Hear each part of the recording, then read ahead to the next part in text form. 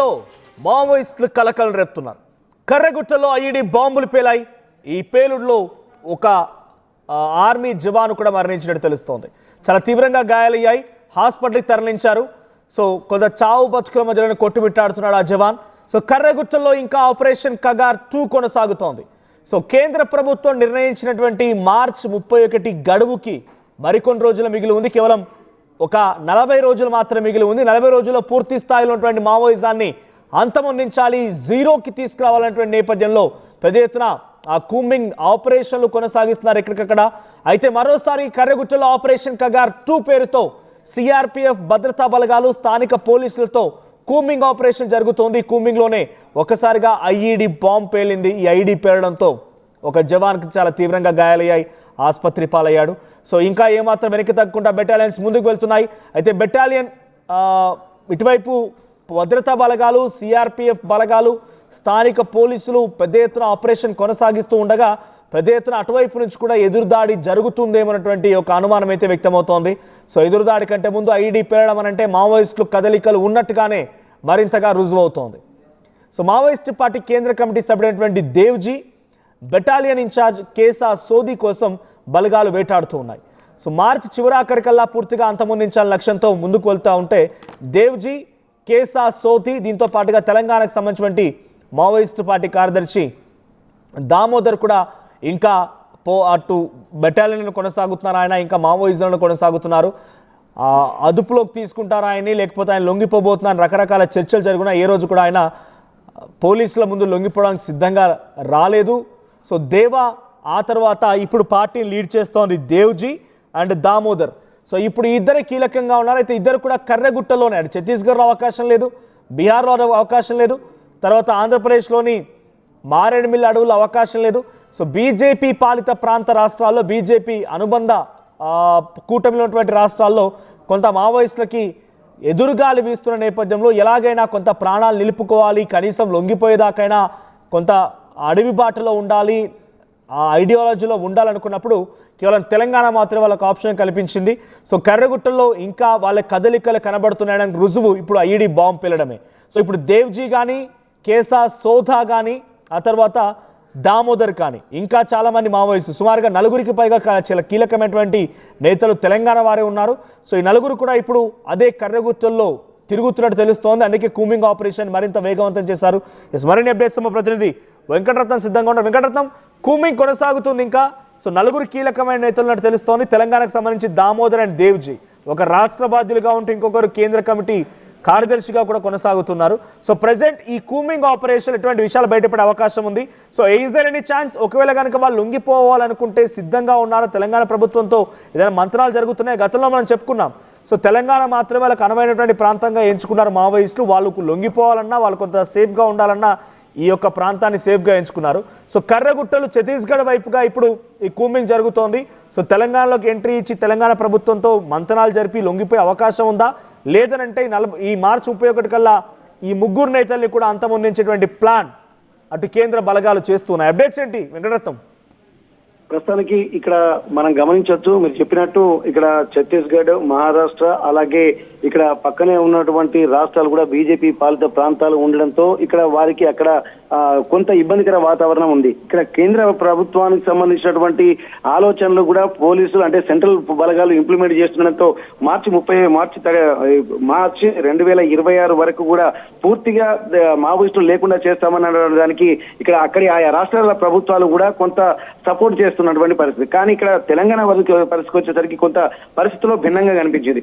ఎందుకంటే గతంలో మాట్లాడిన తర్వాత ఇక్కడ తెలంగాణ ప్రాంతంలో ఉన్నటువంటి సీఎం రేవంత్ రెడ్డి కావచ్చు, ఇక్కడ చర్చలు జరుపుతున్నాము, మేము వారి కోసం లొంగిపోయేటువంటి ఏర్పాటు చేస్తామని చెప్పడం వెనుక ఆంతర్యం కూడా కొంత మనం గమనించాల్సినటువంటి అవసరం ఉంటుంది. ఇక్కడ తెలంగాణ ప్రాంతమైనటువంటి ఈ ఛత్తీస్గఢ్ నుండి ఇటు కర్రగుట్టల వైపు వచ్చేటువంటి ప్రాంతం వైపే ఇక్కడ మావోయిస్టులు ఉన్నారన్నటువంటి ఒక సమాచారం అయితే వీరికి అందుతుంది. ఇప్పటి వరకు ఇక్కడ హిడ్మా ఎన్కౌంటర్ జరిగిన తర్వాత లొంగిపోవడానికి కూడా చాలా మంది కొంతమంది సీనియర్ మావోయిస్టులు అంటే కేంద్ర కమిటీ సభ్యులు కావచ్చు, అలాగే రాష్ట్ర కార్యదర్శులు కావచ్చు, వాళ్ళు మాత్రం సుముఖంగా లేరు. ఎందుకంటే ఇన్నేళ్లు ఉద్యమానికి ఊపిరి పోసి ఉద్యమం గురించి ఎన్నో మాటలు చెప్పినటువంటి తాము వీలైతే అమరులవుతాం తప్ప లొంగిపోయే ప్రసక్తే లేదు, ఉద్యమాన్ని నిర్వీర్యం చేయకూడదన్నటువంటి ఒక ఆలోచనతోటి ఇక్కడ ఖచ్చితంగా ఉండడంతో మరికొంతమంది కర్రెగుట్టల్లో మావోయిస్టులు తలదాక్కున్నారన్నటువంటి విషయాలు కూడా తెలుసుకున్నటువంటి పోలీసులు, సిఆర్పిఎఫ్ బలగాలు, అలాగే కేంద్ర పోలీసులు కూడా, సెంట్రల్ ఫోర్స్ కూడా ఇక్కడ కర్రెగుట్టల వైపు మాత్రం తమ ప్రయాణం కొనసాగిస్తున్నాయి. ఇక్కడ 5,000 మంది పోలీసు బలగాలు కూడా మొత్తం ఎక్కడికక్కడ గతంలో ఉన్నటువంటి ప్రాంతాలతో పాటు ఇంకా కర్రెగుట్ట అంటే దాదాపు ఇక్కడ కొన్ని వందల ఎకరాల విస్తీర్ణంలో ఉన్నటువంటి పరిస్థితి. దీన్ని దృష్టిలో పెట్టుకుని ఇప్పటికీ పోలీసులు కూడా కర్రెగుట్టలను హెలికాప్టర్ తో చూశారు, కానీ కింది నుండి వెళ్ళేటువంటి సాహసం మాత్రం కర్రెగుట్టలు మొత్తం జల్లడబట్టేటువంటి పరిస్థితులు ఇంకా లేదు. కేవలము ఇక్కడ మావోయిస్టులకు మాత్రమే 40 ఏళ్లుగా అక్కడ జరుగుతున్నటువంటి ప్రాంతాలని మొత్తం అవపోసన పట్టినటువంటి పరిస్థితి మావోయిస్టులకు మాత్రమే ఉంటుంది. కానీ అదే ప్రాంతాల్లో ఇంకా మావోయిస్టులు దాక్కి ఉన్నారు, ఇంకా మావోయిస్టులు బలగాలు కదలికలు ఉన్నాయన్నటువంటి ఒక ఇన్ఫర్మేషన్ తోటి కూడా వెళ్తున్న నేపథ్యంలో ఇప్పుడు కేంద్ర కమిటీ సభ్యుడైనటువంటి దేవ్జీ, అలాగే రాష్ట్ర కార్యదర్శి దామోదర్ తో పాటు ఇక్కడ మరికొంతమంది సీనియర్ మావోయిస్టు నేతలు కూడా ఉన్నట్టుగా స్పష్టమైనటువంటి సమాచారం అందుకున్నటువంటి పోలీసులు మాత్రం ఎట్టి పరిస్థితుల్లో తమ లక్ష్యాన్ని చేరుకునే చాలా మంది ఏకంగా బర్సీ దేవా లాంటి వాళ్ళు కూడా హిడ్మా మరణం తర్వాత తెలంగాణ ప్రభుత్వంతో మంతనాలు జరిపి ఇక్కడ డీజీపీ సమక్షంలో వారంతా లొంగిపోవడం జరిగింది పోలీసు ఎదుట. కానీ తెలంగాణకు సంబంధించిన నేతలు దేవ్జీ, దామోదర్ వీళ్ళంతా కూడా ఇంకా దళంలో కొనసాగుతున్నారు, దళం బాటనే నడుస్తూ ఉన్నారు, అదే ఐడియాలజీతో కొనసాగుతూ ఉన్నారు. సో ఇక్కడ ఇంకొక అనుమానం, ఇంకొక సందేహం, ఇంకో రకమైనటువంటి చర్చ ఏంటంటే అసలు వాళ్ళు లేరు, ఇప్పటికే వారిని బలగాలు అదుపులోకి తీసుకున్నాయి అనేటువంటి ఒక మాట. ఇంకోవైపుగా వాళ్ళు ఉన్నారు, తెలంగాణ ప్రభుత్వంతో మంతనాలు జరుపుతున్నారు, ఇప్పుడు రేపో మాపో వాళ్ళు కూడా లొంగిపోయే అవకాశం ఉంది. ఏం జరగవచ్చు ఇక్కడ? మావోయిస్ట్ పార్టీ ఎక్కడైనా స్పష్టం చేసిందా దామోదర్ కానీ దేవ్జీ గురించి క్లారిటీ వస్తుందా, లేరా, ఉన్నారా? దీనిపై క్లారిటీ ఏంటి? ఇప్పుడు మీరు అన్నట్టు ఒక విషయాన్ని మాత్రం గమనించాల్సింది. ఇప్పటి వరకు జరిగినటువంటి ప్రతి ఎన్కౌంటర్ కి ముందు కూడా ఇక్కడ పట్టుకునే ఎన్కౌంటర్ చేశారని చెప్పి ఇటు మావోయిస్ట్ నేతలు, అలాగే ముందు ఉన్నటువంటి ప్రజా సంఘాల నేతలు కూడా కొన్ని చెప్తున్నటువంటి నేపథ్యంలో ఇప్పుడు మళ్ళీ ఆపరేషన్ కగార్ 2 అనేది మొదలు పెట్టారంటే ఈ దేవ్జీ గాని, అలాగే ఇక్కడ దామోదర్ గాని వీళ్ళందరూ పోలీసుల అదుపులో ఉన్నట్టు కూడా కొంత అనుమానాన్ని వ్యక్తం చేయవచ్చు. ఎందుకంటే జరుగుతున్నటువంటి వీళ్ళు కూంబింగ్ చేస్తున్నారు అన్నటువంటి విషయంలోనే కొంతమంది పట్టుబడ్డ తర్వాతనే కూంబింగ్ నెపంతో అడవులకి తీసుకెళ్లి కాల్చేటువంటి పరిస్థితులు కూడా ఉన్నాయని గతంలో కూడా చాలా మంది అంటే మావోయిస్ట్ నేతలు కూడా చెప్పినటువంటి పరిస్థితి. ఇందులో భాగంగానే ఇది కూడా కావచ్చు. ఎందుకంటే ఇప్పటి వరకు హిడ్మాని ఎన్కౌంటర్ జరిగేయడానికంటే ముందు కూడా వాళ్ళ కుటుంబ సభ్యులు కానీ అక్కడ ఉన్నటువంటి వాళ్ళు చెప్పినటువంటి విషయం ఏంటంటే వాళ్ళ కుటుంబ సభ్యులకు కూడా వెళ్లి ముందే లొంగిపోవాలని సూచనలు, కొన్ని సలహాలు, లేకపోతే హెచ్చరికలు కూడా పంపించారన్నటువంటి విషయాలు కూడా మనం గమనించాల్సినటువంటి అవసరం. అంటే ఇది వాళ్ళ కుటుంబాలకు వెళ్లి చెప్పిన కొద్ది రోజులకే ఎన్కౌంటర్ విషయం బయటకు వచ్చింది. అంటే ఇప్పుడు కూడా దామోదర్ గాని, దేవ్జీ గాని, అలాగే మిగిలినటువంటి మావోయిస్టు నేతలు కూడా వీళ్ళ పోలీసుల అదుపులో ఉండి ఇక్కడ మళ్ళీ సర్చింగ్ ఆపరేషన్ మొదలు పెట్టేటువంటి నేపథ్యంతో మళ్ళీ ఎన్కౌంటర్ జరుగుతుందన్న అన్నటువంటి అనుమానాలు కూడా ప్రస్తుతానికి వ్యక్తం అవుతున్నటువంటి పరిస్థితి. ఇదే విషయాన్ని కూడా గతంలో ఎంతో మంది మావోయిస్టు నేతలు, మాజీ మావోయిస్టులు కూడా చెప్పినటువంటి పరిస్థితి కూడా ఉంది. ఇప్పుడు కూడా అట్లాంటి పరిస్థితులు కూడా లేకపోలేదనేది కూడా దీనికి బలం చేకూరుస్తుంది. వెళ్తున్నటువంటి నేపథ్యంలో ఇక్కడ ఖచ్చితంగా ఐఈడీ బాంబులు పేలడము అనేది కూడా ఇక్కడ దారి పంట వెళ్తున్నప్పుడు సెర్చ్ చేసుకుంటూ వెళ్తా ఉంటారు. ఇక్కడ వెళ్తున్నటువంటి క్రమంలో ఒక జవాన్ కు కూడా తీవ్ర గాయాలైనటువంటి విషయం అనేది కామన్ గా జరుగుతున్నది. సర్చింగ్ ఆపరేషన్ లో భాగంగా కూడా ఇక్కడ మావోయిస్టులకి ఇప్పుడు ఎదురు కాల్పులు జరిగినటువంటి విషయాన్ని మాత్రం ప్రస్తావించడం లేదు. ఇక్కడ వీళ్ళే కాల్పులు జరుపుకుంటూ వాళ్ళ కదలికలు అంటే పోలీసు బలగాలు వస్తున్నారన్నటువంటి హెచ్చరికలు పంపడం కోసం కాల్పులు జరుపుకుంటూ వెళ్తున్నారన్నటువంటి సమాచారం అయితే ప్రస్తుతానికి అందుతుంది. కర్రగుట్టలేం చిన్నగా ఒక చిన్న ప్రాంతము, లేకపోతే అక్కడ తప్పించుకోవడానికి వీరు ఉండదు అనే రకంగా ఏమి ఉండదు. 3 రాష్ట్రాల్లో విస్తరించింది, మహారాష్ట్ర, ఛత్తీస్గఢ్ అండ్ ఆంధ్రప్రదేశ్. అటువైపు కొంత ఆంధ్రప్రదేశ్కు టచ్ అవుతుంది. 3-4 రాష్ట్రాల్లో విస్తరించిన ఈ కర్రగుట్టల్లో ఇప్పుడు ఎక్కడైతే కూంబింగ్ జరుగుతుందో, ఛత్తీస్గఢ్ పోలీసు సహాయంతో కూంబింగ్ జరుగుతుందో, అటువైపు నుంచి తెలంగాణలోకి ఎంట్రీ ఇవ్వడానికి కూడా ఆ మావోయిస్టులకు అవకాశం ఉంటుంది. నిజంగానే అక్కడ మావోయిస్టులు కనుక ఉంటే వాళ్ళు తెలంగాణ వైపుకి వెళ్ళడానికి అవకాశం ఉంటుంది. కాబట్టి తెలంగాణ ప్రభుత్వంతో కానీ తెలంగాణ వైపు నుంచి కానీ అడ్డగించే ప్రయత్నం కర్రగుట్టల్లో 4 రాష్ట్రాలు ఏకతాటిగా ఆపరేషన్ చేపట్టే ప్రయత్నం జరుగుతుందా?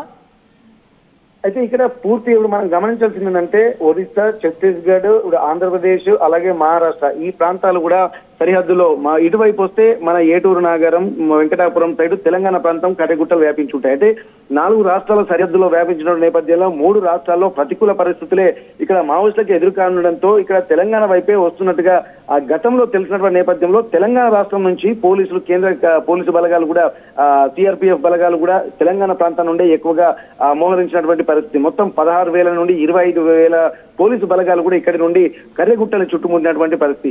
ఈ నేపథ్యంలో ఇక్కడ తెలంగాణ ప్రాంతంతో పాటు, ఎందుకంటే ఎక్కువగా తెలంగాణ రాష్ట్రానికి సంబంధించినటువంటి మావోయిస్టులే గతంలో ఎక్కువగా కేంద్ర రాష్ట్ర బాధ్యతలు చేపట్టుకుంటూ మావోయిస్టు ఉద్యమానికి ఊపిరి పోసినటువంటి పరిస్థితులు కూడా మనం చూసాం. కాబట్టి తెలంగాణ రాష్ట్ర ప్రభుత్వంతో చర్చల కోసం, ఇక్కడ కేంద్రంతో చర్చల కోసం ఇక్కడ కేంద్ర ప్రభుత్వం సుముఖంగా లేదు. ఎట్టి పరిస్థితుల్లో ఏరివేయాలన్నటువంటి విషయాన్ని స్పష్టం చేస్తూ కేంద్ర ప్రభుత్వం మాత్రం అదే లక్ష్యంతో ముందుకు సాగుతుంది. కానీ ఇక్కడ తెలంగాణ రాష్ట్రం వైపు వస్తే మాత్రం ఇక్కడ తెలంగాణ రాష్ట్ర ప్రభుత్వంతో కొంత సానుకూల వాతావరణం ఏర్పరచుకొని ఇక్కడ ఆయుధాలతో లొంగిపోవడమా, లేకపోతే చర్చలు జరిగితే ఒక కొలిక్కి వస్తుందన్నటువంటి ఒక ఆశాభావాన్ని మాత్రం ఇక్కడ మావోయిస్టు పార్టీలు చేస్తున్నటువంటి పరిస్థితి. అందులో భాగంగా గతంలో లేఖలు కూడా విడుదల చేశారు.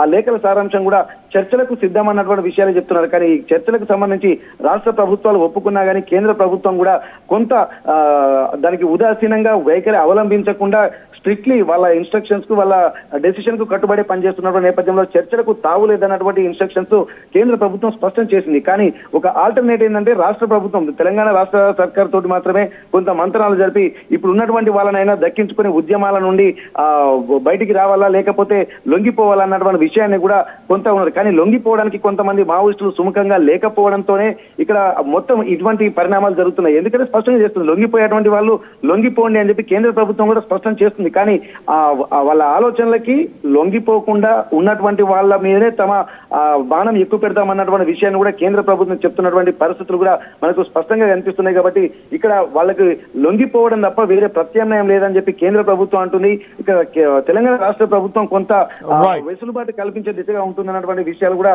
కొంత మావోయిస్టులకు ఊరట కలిగిస్తున్నాయి. కానీ ఇక్కడ కేంద్ర ప్రభుత్వం, రాష్ట్ర ప్రభుత్వం కూడా పూర్తిగా ఇనిషియేషన్ తీసుకోలేకపోవడాన్ని కూడా ఇక్కడ మనం గమనించాల్సి ఉంటుంది.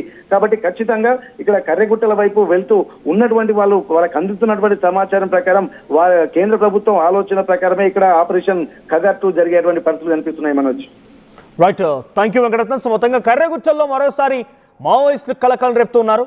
ఛత్తీస్గఢ్ వైపు నుంచి సిఆర్పిఎఫ్, గ్రేహౌండ్, ఛత్తీస్గఢ్ పోలీసులు కూంబి నిర్వహిస్తుండగా ఓ జవాన్ ఐఈడి బాంబుపై కాల్వేయడంతో పేలిపోయింది. దీంతో ఐఈడి బాంబు పేలుడు తాటికి ఓ జవాన్కి చాలా తీవ్రంగా గాయాలైపోయాయి. ఆసుపత్రిలో చికిత్స పొందుతున్నాడు. కానీ ఏమాత్రం వెనకడుగు వేయకుండా లక్ష్యాన్ని ఛేదించేటువంటి క్రమంలో ఛత్తీస్గఢ్ పోలీసులు మాత్రం ముందుకు వెళ్తున్నారు. మార్చి 31 కల్లా మొత్తంగా మావోయిజాన్ని లేకుండా చేసి అంతమొందిస్తామన్న రకంగా వారి లక్ష్యాన్ని నెరవేర్చడం కోసం చాలా తీవ్రంగా కృషి చేస్తున్నారు. సో ప్రస్తుతానికి తెలంగాణకు సంబంధించి 4 ముఖ్యమైన నేతలు ఇంకా కర్రగుట్టల్లో ఉన్నట్టు తెలుస్తోంది. అటు దేవ్జీ ప్రస్తుతానికి కేంద్ర కమిటీ కార్యదర్శిగా ఉన్నారు, అండ్ దామోదర్ రాష్ట్ర బాధ్యులుగా ఉన్నారు. ఇద్దరు కూడా చాలా కీలకంగా ఉన్నారు. వారిద్దరు కూడా కర్రగుట్టలోనే తిరుగుతూ ఉన్నారు. మరి ఆ కేంద్ర బలగాల లక్ష్యానికి వీళ్ళు అడ్డుకట్ట వేస్తారా, లేదనంటే గతంలో మాదిరిగా హిడ్మా మాదిరిగానే వీళ్ళని కూడా కేంద్ర కమిటీ, కేంద్ర బలగాలు అంతమొందిస్తాయా, లేదనంటే తెలంగాణ ప్రభుత్వంతో చర్చలు జరిపి లొంగిపోతారా? ఏం జరుగుతుందో చూడాలి. సో మీ అభిప్రాయం ఏంటి? మావోయిజాన్ని పూర్తిగా అంతమొందించే లక్ష్యం కొనసాగుతున్న నేపథ్యంలో మీరు ఎలా చూస్తారు? మావోయిస్టులు ఉండాలా లేదా? మీరెవరికి సపోర్ట్ చేస్తారు? మీ అభిప్రాయం ఏంటి? కామెంట్ చేయండి.